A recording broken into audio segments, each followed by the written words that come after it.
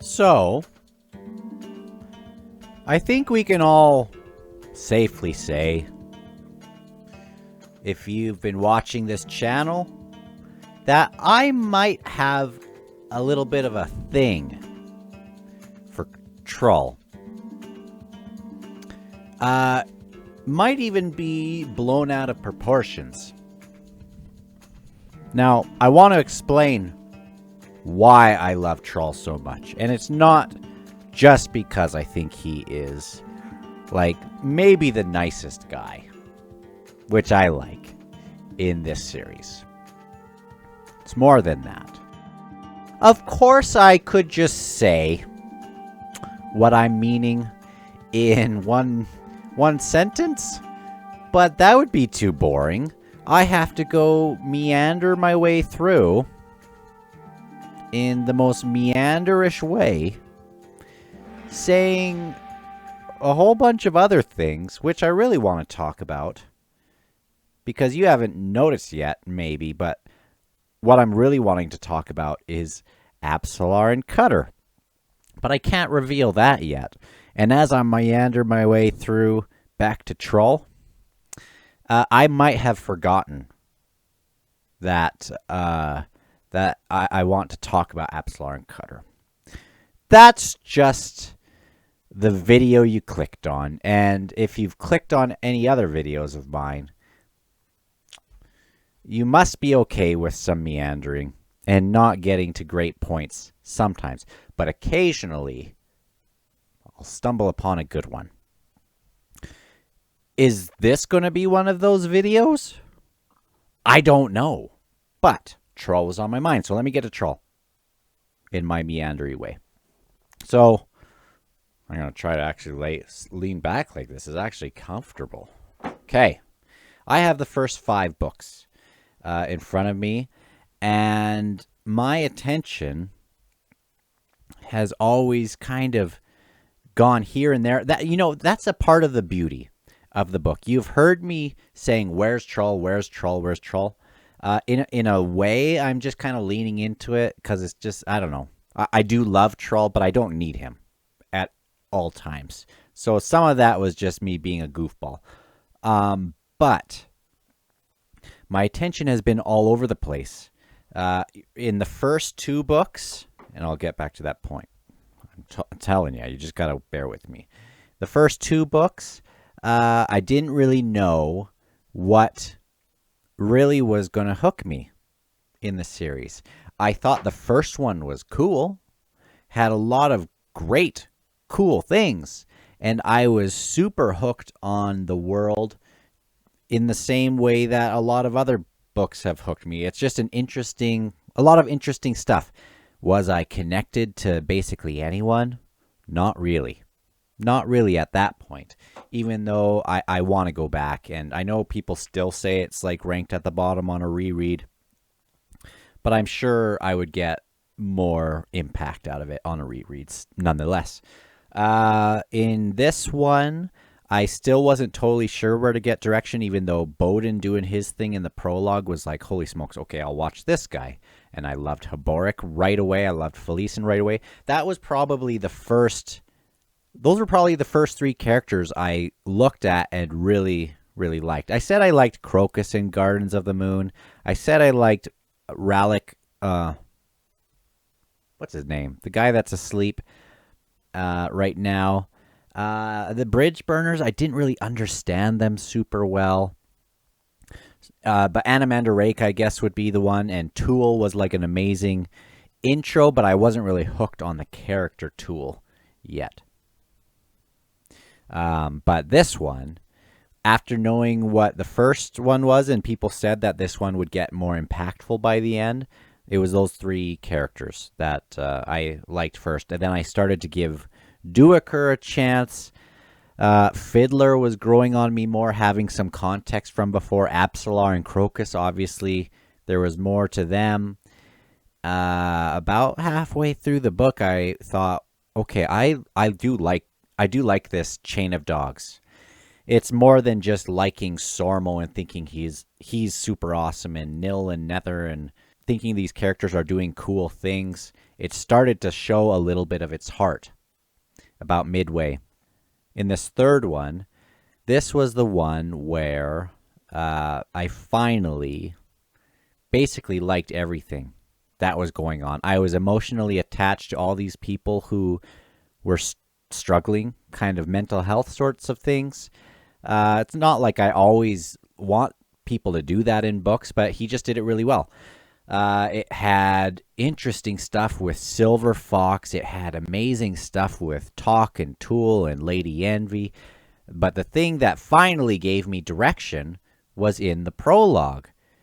I didn't know what heroes that I really loved. There were some, and I guess at the end of Deadhouse Gates you get your hero, but I still didn't have direction about who I was wanting to be defeated.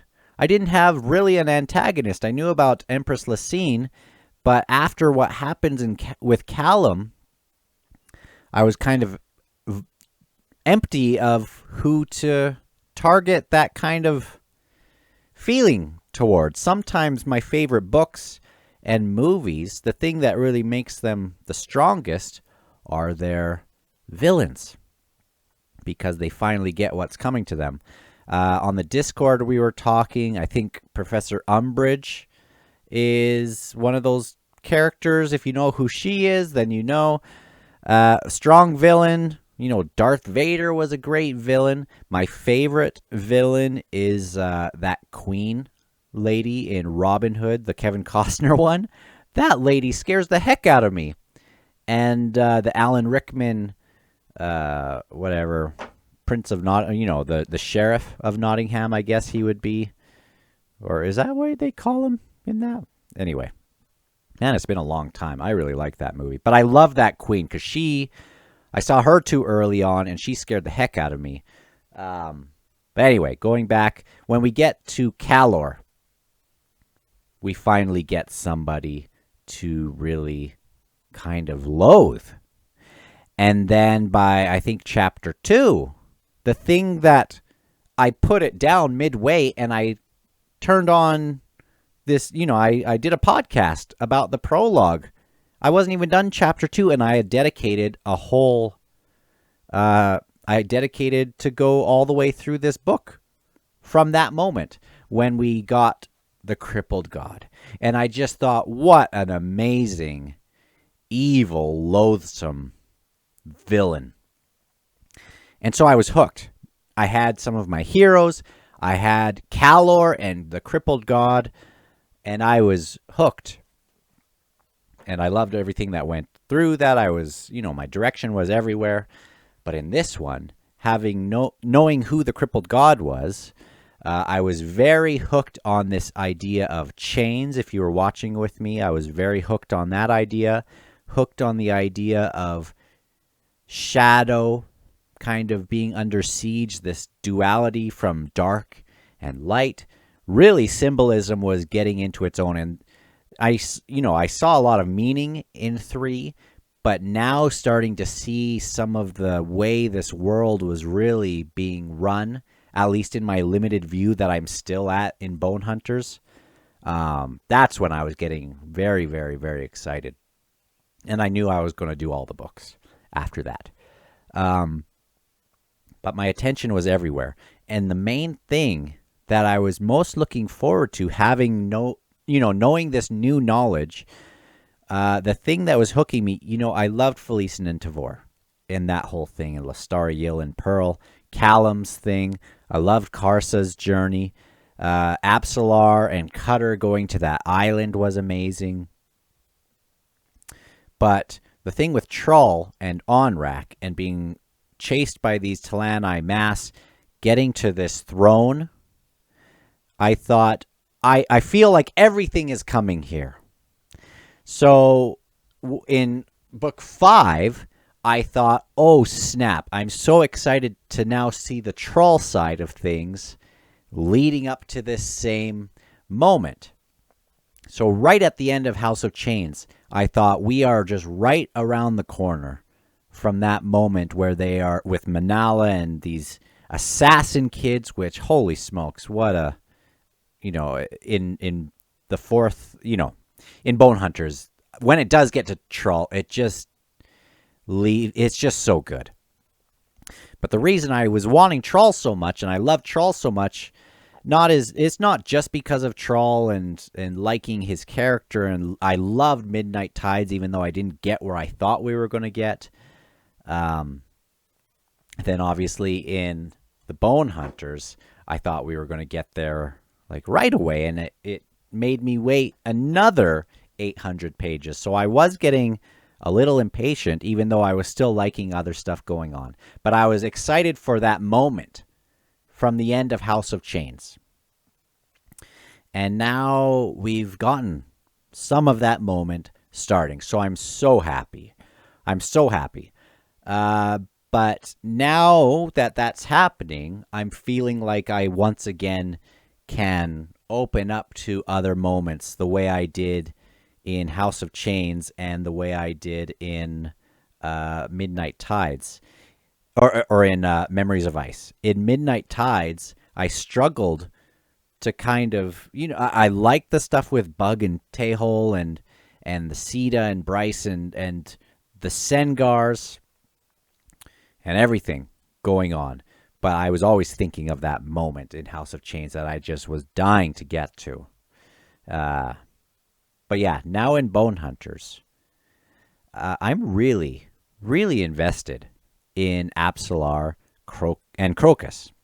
And this is something that it was an honest question that I'm really curious about. I put this on Discord.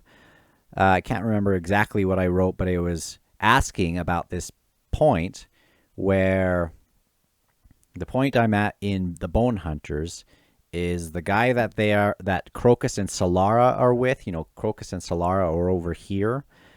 Wake this guy up, and they're doing it, and they're, and I just put out a question saying, at this point in the book where I am, what did you hope was going to happen between these characters? A, did you hope Cutter or Crocus and Solara were going to stay together at this point? They've been through a lot, and I understand people doing that to cope with what's going on. They're young. I get it. I get it. But I just wondered what people were thinking. I put out this question. Did you want them to get back together and Apsalar kind of go on and have her own journey? Was that split a good thing for the moment, or was it good? Was it good for the moment and we're hoping for them to get back together, or was it that split going to be good for the long run? And now we should be happy for Crocus and Solara. That was kind of part A. Did you want Solara and Crocus to be together and Apsalar apart? And B was, no, we want Apsalar and Crocus back together, because even though it's good that they're apart right now, everything is still pointing towards one another. We like them being together. That was the other thing. And then the third option was neither. And the reason I also got that was because of that scene with Squint and Apsalar. At first, I was thinking, is Squint young, and is this going to be something that, that's going to happen? But the way I was ending up reading it, it was more like fatherly advice from this broken guy, in a way. And a great sort of wonderful thing where they both saw each other in, seeing them for who they are in that moment and not for their baggage. But also taking account their baggage, obviously, but not seeing them in a better light than they are seeing themselves is maybe the best way I can mention that. And then he says to go find Cutter, and I think or Crocus, I should call him, I guess. And yeah, as they are apart, they're constantly thinking of each other. So I think most people in the Discord expressed some version of B pretty unanimously. Even, and I was saying to do this not, independent of where we think it's going to go or where we know it was going to go, what you thought, what you wanted at this time. Because I could tell you in the 5th book of Harry Potter, I thought Harry Potter was going to end up with someone else. So I was way wrong. And so I was just wondering if I was having the same sort of thing. But going back to Harry Potter, you kind of see some of those patterns that it's just it's a not good relationship. Anyway, I'm giving all sorts of spoilers out if you've not read Harry Potter, but I'm sure you have, or you've read the books, or you don't care. Okay. So, my focus right now is I can share the load with Troll. Troll has some of the load. Karsa going to Rulad has a big portion of what I'm interested in. Like, super interested in that. Especially considering I'm just so excited now we can get back to Rulad. Now, Fear and Heaton, or no, not Heaton. Fear and Shirk and Udinus and Ruin? I mean, I'm excited about that. I'm confused about that. But they also have a big portion of what I'm interested in. A whole bunch. But what's the other one? What's the other obvious one? Obviously, Ganos. But in this book, I don't know if we're going to even see Leoman because we haven't even seen anything with him since then. Oh, yeah. Haboric is another one that I'm just dying to see. Like, is he seriously going to be dead? That will be more disappointing than that'll be more disappointing than some of these impactful ones because, some of these other deaths, they died, but it was also beautiful. I feel like Haboric dying now would just be like leading up to this great thing we were going to get, and I don't know. I'm just excited about him for other reasons. I want to know more about these jade statues and that freaky vision and what the heck's going on. And if he's dead, that is going to be a big, fat bummer. Is he going to turn to jade or something crazy? I don't know. What else, though? There's another thing that's happening like right now. Why can't I think of it? Oh yeah, we have the whole Bonehunters thing. Tavor and all that 14th, all these people that were below there in the tunnels and things. We have flippin' Mappo and Icarium going to... Oh, no. We have Icarium and Veed. And Mappo's probably on the way, going to Rulad. Wondering what's going to happen with this battle. It's kind of stopped temporarily because of Quickben's... whatever, not imagery, but illusion. But what's going to happen? Holy smokes. Holy smokes. And I did mention before that depending on where it's going to end, this could be my favorite in the series. When I was, I am super excited, even though I've been saying I was in a little bit of a slump. It was mostly the slump of wanting to give energy, juggling a million things. But once again, I'm feeling like things are kind of falling into place in all the right ways. That some things that I'm emotionally attached to are finally happening again. Because if you don't have that emotion attached to some of this plot, kind of can fall a little flat. That's why we tell people to read to the end of Dead House and to read Memories of Ice. It's got to be that. It's just the emotional impact that finally you get to feel that in Malazan. And when people say, well, I just don't want to like it, I don't care, I'm not feeling all that connected with the characters midway through Dead House Gates, I almost want to say, that's why we keep saying to keep going, because it might finally, by the end, when you get to the thing that everyone's telling you got to get to, and that's not targeted to anyone. That's just we emphatically feel that way, that you have to get there, and really you have to read Memories of Ice too. But obviously that's a major ask for someone, for people who might not be into it, and we can't expect people to always take us up on it. But I think that's really a valid thing that people say about Malazan. I would put my stamp on that. Anyway, this was super rambly. I don't know if I loved that last chart video. It was fun to do live, but I don't know if that was interesting. Maybe I was just so tired. I like kind of going off the cuff like this, though, having an idea that I think I'm trying to go to. And I think I was relatively on point with what I was trying to say, but who knows? I'll talk to you later.